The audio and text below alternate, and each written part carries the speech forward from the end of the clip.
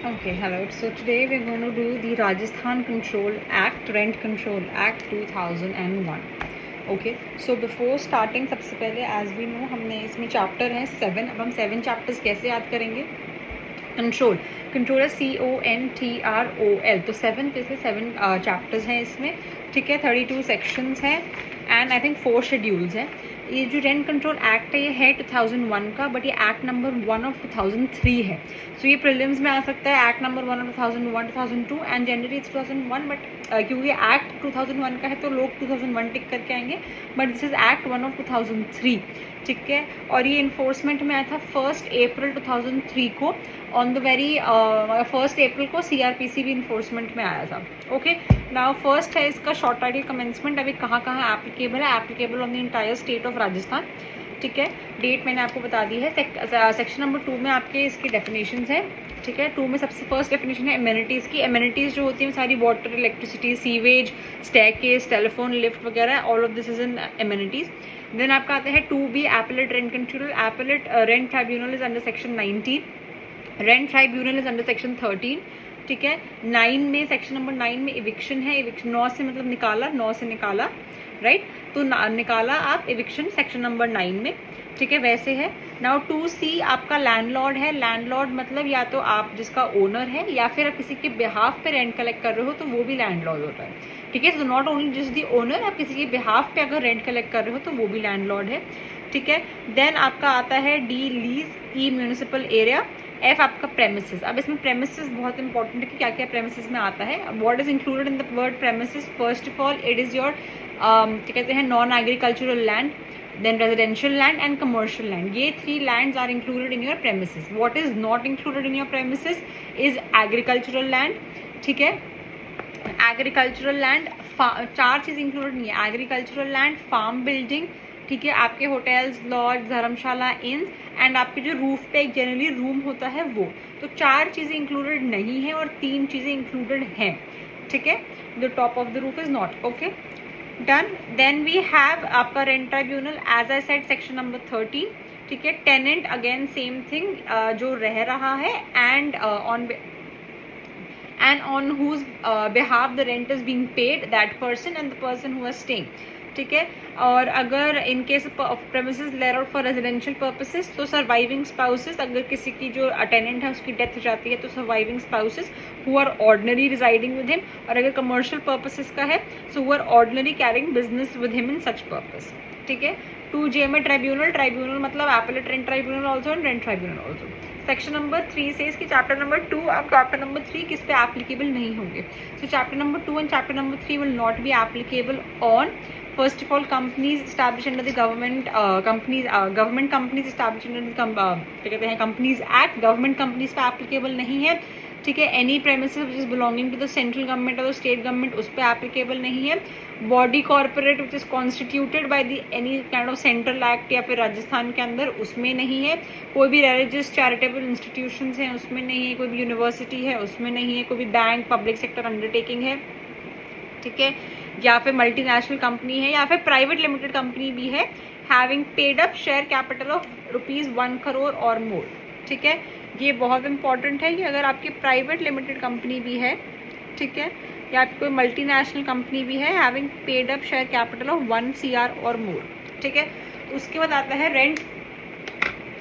Now section number 4 से इसकी rent आपका दोनों जो इंक्लूड करेंगे, जो रेंट आपका होगा it shall not include amenities. Amenities के जो चार्जेस होंगे electricity charges, gas charges, your water charges, they shall be different, ठीक है. That shell not be constituted in rent. That is section number 4. Section number 5 से कब तक पे कर देना है? 15th of the next month तक आपको आपका रेंट ऑर्डिनरी पे कर देना चाहिए, ठीक है. सेक्शन नंबर 6 से रिविजन आपको सिर्फ इतना याद रखना कि 5% पर एनम के हिसाब से इंक्रीज होएगा. 7 है कि in respect of new tenancy तो 5% ऑफ एनम के हिसाब से इंक्रीज होएगा और 10 years के बाद वो जो है वो मर्ज हो जाएगा. और any agreement which is increases the rent in excess of 5% per annum shall be void to that extent. So term जो आपका अग्रीमेंट होगा वो void नहीं होगा. जो 5% से ऊपर होगा सिर्फ वो वाला क्लॉज void हो जाएगा, right. So to that extent. Now ठीक है, तो chapter number 2 was revision of rent from section number 6 and 7, ठीक है. 1 हमारा प्रिलिमिनरी था जिसमें आपका 1 2 3 4 5 आ गया. अब नाउ आपका आता है chapter number 3 that talks about tenancy. Chapter number 3 talks about tenancy. Tenancy में सबसे पहले आता है आपका limited period tenancy. First thing limited period tenancy. 9 में आपका as I said eviction of tenants आता है। लिमिटेड पीरियड टेनेंसी जो होगी वो 3 ईयर्स तक ही हो सकती है, ठीक है, और आप जॉइंट पिटिशन डाल सकते हैं रेंट ट्राइब्यूनल में for limited period tenancy. It can be maximum for क्या कहते हैं 3 ईयर्स एंड ठीक है, and it can be the क्या कहते हैं okay, so as I was saying that it shall be for limited period of 3 years and it cannot be granted for more than 3 times for the same premises। आप बार बारी एक ही premises पे limited period tenancy, so we were talking about section A, sorry for a little disturbance। आप बार बारी एक ही property पे limited period tenancy नहीं कर सकते हैं, so you can only do it thrice for the same property and limited period can also be for 3 years, ठीक है। 3 ईयर्स के बाद विद इन 6 मंथ्स आपको क्या कहते हैं एग्जीक्यूशन करा देनी है कि लिमिटेड पीरियड के लिए अग्रीमेंट है, the person is not vacating my property, so आप विद इन 6 मंथ्स आप उसका लिमिटेड पीरियड रिटेंसी का आप एग्जीक्यूशन और रिकवरी ऑफ पोजेशन के लिए आप सर्टिफिकेट अप्लाई कर सकते हैं, ठीक है। और अगर आप विद इन 6 मंथ्स नहीं करते हैं then it would be automatically converted to a regular tenancy, ठीक है। उसके बाद आपका आता है 9 में एविक्शन ऑफ टेनेंट्स। इसमें जो क्लॉजेस इंपॉर्टेंट है, फर्स्ट है ए, अगर उसने 4 महीने तक रेंट नहीं दिया है तो आप उसको 30 डेज का नोटिस देंगे कि either to pay the rent और विकेट द प्रॉपर्टी, ठीक है। 4 महीने का तो विकेट द प्रॉपर्टी एंड जो भी आपका रेंट देगा, ठीक है। एंड उसके बाद आपका जो आई है दैट इज आई मतलब मेरा तो माई ओन पर्सनल यूज़ के लिए, तो आज जो माई ओन पर्पस यूज़ के लिए है, अगर आपको चाहिए तो आप उससे विकेट करा सकते हैं, बट आप प्रोवाइडेड कि आप 3 ईयर्स तक अगेन दोबारा से प्रॉपर्टी वो रेंट ना करें, ठीक है। Section number 10 talks about immediate possession. Immediate possession is like if you are a member of the armed forces and you retiring, so you need within 1 year of retirement if you are making an application within 1 year of retirement, if you are a servant of central government so तब भी आ गया, ठीक है। Third अगर आपका आ गया कि अगर आप सीनियर सिटीजन है, इसमें senior citizen remember it is 65 years of age and not 60, so do not get confused। Senior citizen है आपका तो भी आप 1 ईयर के अंदर अंदर आप कर सकते हैं that you need your possession back, provided कि जो आपने रेंट पे उसको दिया हो, अगर आप सीनियर सिटीजन हो तो आपने उसको 62 से पहले दिया हो, लाइक विद इन 3 ईयर। ऐसा नहीं कि आप उसको 64 पे बोला ओहो मैं नेक्स्ट सीनियर सिटीजन बन गया, now I want my property back, so ऐसा नहीं। तो मिनिमम 3 ईयर्स भी वहाँ पे आता है। जनरल है अगर विडो है तो डेथ के 1 साल के बाद तक आप उससे दोबारा से अपनी प्रॉपर्टी ले सकते हो, लाइक द लैंडलॉर्ड और वो the husband and the husband dead, तो विडो अपनी प्रॉपर्टी वापस ले सकती है, ठीक है। अगेन आप 3 साल तक वो सेम प्रॉपर्टी रेंट पे नहीं दे सकते। उसके बाद आपका, और इसमें ओनर डज नॉट इंक्लूड, आप किसी के भी हाफ पे कर रहे हो landlord only means the owner in this case, ठीक है। So in this case landlord only means the owner. So 8 आपका आता है लिमिटेड पीरियड टेनेंसी, 9 आपका आता है क्या कहते हैं इविक्शन, ठीक है। 10 आपका आता है इमीडिएट पोजेशन। तो इमीडिएट पोजेशन में लैंडलॉर्ड की डेफिनेशन है that is only restricted to the owner, ठीक है। फिर आपका आता है चैप्टर नंबर 4। चैप्टर नंबर 4 में आपका है इलीगली इविक्टेड के लिए उनके पास क्या क्या है। तो इलीगली इविक्टेड के लिए आपके सबसे पहली बात तो इलीगली अगर आप डिस्पोजेस्ड है सो विद इन 30 आप डिस्पोजेस कर दिया, उसके विद इन 30 डेज आप पिटिशन फाइल करते हैं, ठीक है, टू द ट्राइब्यूनल जो है ट्राइब्यूनल नोटिस इशू करती है। नोटिस के 10 दिन के अंदर अंदर लैंडलॉर्ड अपना रिप्लाई फाइल करता है। लैंडलॉर्ड के रिप्लाई करने के 7 डेज के अंदर अंदर जो है वो टेनेंट अपना रिजॉइंडर फाइल करता है, ठीक है। और उसके अंदर 15 डेज के अंदर हियरिंग होती है। पूरा जो ये केस डिस्पोज ऑफ होता है ये 90 डेज पे होना चाहिए from the date of service of notice. इसमें जितना भी डिस्पोजल का है it is just from the date of service of notice. So 90 days के अंदर अंदर पूरा ये केस क्या कहते हैं डिस्पोज ऑफ करना है। एंड समरी इंक्वायरी भी रेंट ट्राइब्यूनल कर सकता है एंड इमीडिएटली रिस्टोर कर देगा कंपनसेशन, सर्टिफिकेट इशू कर देगा, ठीक है। नाउ सेक्शन 13 पे आपका आता है constitution of rent tribunal. State government जो है वो कॉन्स्टिट्यूट करती है रेंट ट्राइब्यूनल। जो हाई कोर्ट है वो रेंट ट्राइब्यूनल के चेयरपर्सन को अपॉइंट करता है। जो रेंट ट्राइब्यूनल का चेयरपर्सन होगा that shall be the person जो आपका क्या कहते हैं RJS के सर्विसेज का होगा, ठीक है, of not below the rank of क्या कहते हैं सिविल जज सीनियर डिवीजन, राइट, एंड वो होगा। देन उसके बाद आपका आता है 14 है procedure for revision of rent. अगर आप कोई एप्लीकेशन लगानी है रेंट ट्राइब्यूनल पे कि आप मेरा जो है रेंट है वो रिवाइज कर दो, ठीक है, तो अगेन उसकी एप्लीकेशन होगी। तो आपने पिटिशन फाइल करी, नोटिस आपको 30 डेज में आपका नोटिस चला जाएगा, उसके 30 दिन तक जो है वो रिप्लाई कर देगा, उसके 15 दिन तक रिजॉइंडर फाइल हो जाएगा और जो पूरा है ये 150 डेज में डिस्पोज ऑफ होना चाहिए। इसमें जो इम्पोर्टेंट है वो ये है कि आपका डिस्पोजल कब तक का होना चाहिए। सो अगर आपकी आपको क्या कहते हैं, इलीगली डिस्पोजेस करा हुआ है। इलीगली डिस्पोजेस मतलब it's an urgent situation, so obviously urgency में डील होगा तो केस जल्दी डिस्पोज ऑफ होगा। That is why it is 90 days from the date of service of notice. Revision of tenancy, अगर आपको टेनेंट मतलब आपको जो रेंट है वो बढ़ाना है, ठीक है, that is it not an urgent matter, so that is why इसका जो पूरा डेज रखा हुआ है दैट इज 150 days, ठीक है।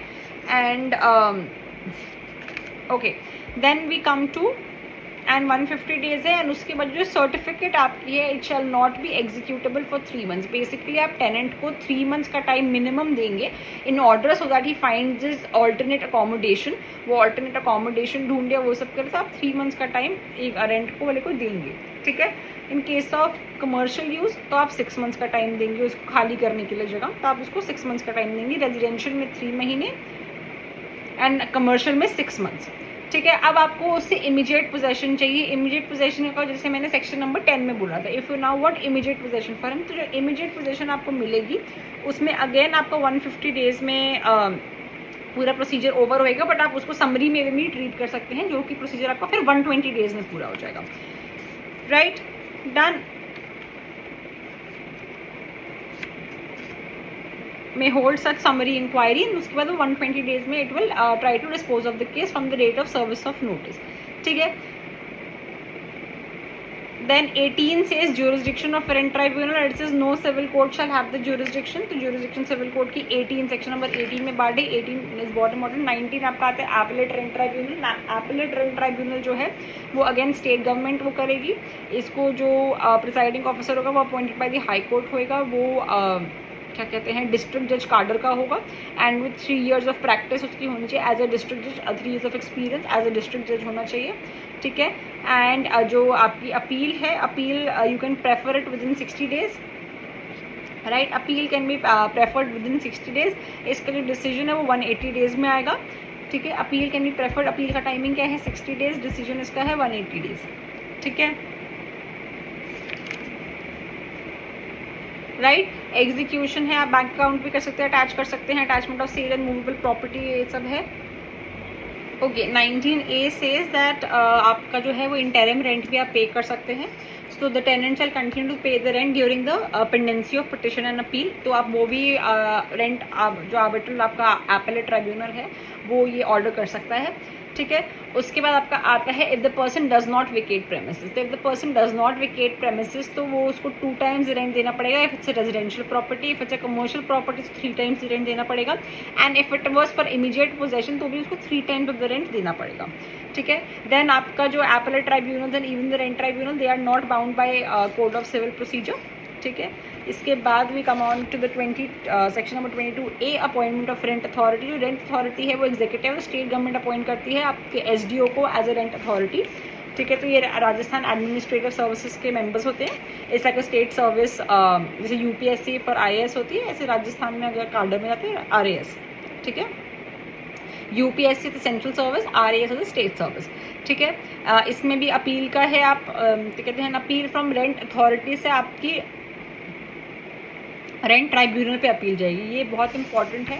एपेलेट ट्राइब्यूनल पे जो नहीं जाएगी, रेंट अथॉरिटी से ट्राइब्यूनल पर जाएगी, ट्राइब्यूनल से एपेलेट ट्राइब्यूनल पे जाएगी। सो अथॉरिटी से ट्राइब्यूनल के लिए भी 60 days है, और ट्राइब्यूनल से एपेलेट ट्राइब्यूनल के लिए भी 60 days है, ठीक है। अगर आपका क्या कहते हैं रेंट अथॉरिटी से रेंट ट्राइब्यूनल पे जा चुकी है, इफ इट इज़ नॉट क्या कहते हैं रिवर्स्ड, ऑल्टर और मॉडिफाइड, तो आप आगे नहीं जा सकते। Basically no second appeal is allowed if the order is not reversed, altered और मॉडिफाइड, ठीक है। जो आपके टेनेंसी एग्रीमेंट्स हैं they have to be in writing, so आपके जो न्यू टेनेंसी एग्रीमेंट्स बनेंगे वो they will always be in writing. जो आपके ओल्ड हैं आपको वो भी अब रिन्यू कराने पड़ेंगे, and you have to make them in writing. So उसके लिए आपको 1 साल का तक का टाइम दिया, सारे जो क्या कहते हैं आपके डॉक्यूमेंट्स हैं वो आप एग्जीक्यूट करा लीजिए, ठीक है। अगर आप जॉइंटली फाइल नहीं कर सकते तो आप सेपरेटली फाइल कर दीजिए, डन, और वो सारे आप एग्जीक्यूट करा लीजिए। पीरियड ऑफ टेनेंसी जो भी होगा वो पीरियड आप as agreed between the parties है, ठीक है। अगर पर्सन फेल करता है रिन्यू करने के लिए तो मंथ ऑन मंथ वो करती रहेगी, provided in the maximum of 6 months, ठीक है। उसके बाद आपका आता है रिविजन ऑफ रेंट। अगर 5% ऑफ द एनुअल रेंट का जो मॉडिफिकेशन है वो टेनेंट करेगा। अगर कुछ भी चीज़ जो है वो एक्सेस हो रही है then the 5% of the total rent, तो फिर वो लैंडलॉर्ड की ड्यूटी बनती है for that kind of alteration, ठीक है. Supposedly your monthly rent is say 10,000 rupees, so that means your annual rent would be 1,20,000 rupees. So 1,20,000 rupees का आप 5% निकालेंगे, 10% would be 12,000, so 6,000 rupees. So 6,000 rupees का आप और रिपेयर कर सकते हैं उस घर में. ठीक है. कोई भी आपको स्ट्रक्चरल चेंजेस कराना है, कुछ भी, something is broken, if your basin is broken, if your pipe is leaking, all of those सब 6,000 तक का करा सकते हैं. If it is more than 6,000, so you will tell the landlord to repair it and to fix it for you. ठीक है.